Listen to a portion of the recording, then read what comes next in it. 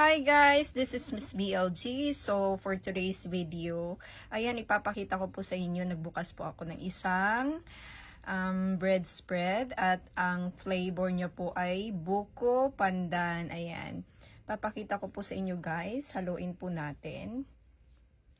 Ayan po siya. At least makita nyo po yung loob, yung laman niya. Ayan, so hindi ko po siya nilagay sa refrigerator kasi nga po ay gusto kong malambot siya.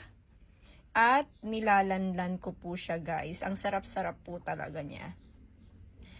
Ayan. So guys, ito po yung buko pandan na flavor. Nakita nyo na po, ayan po siya.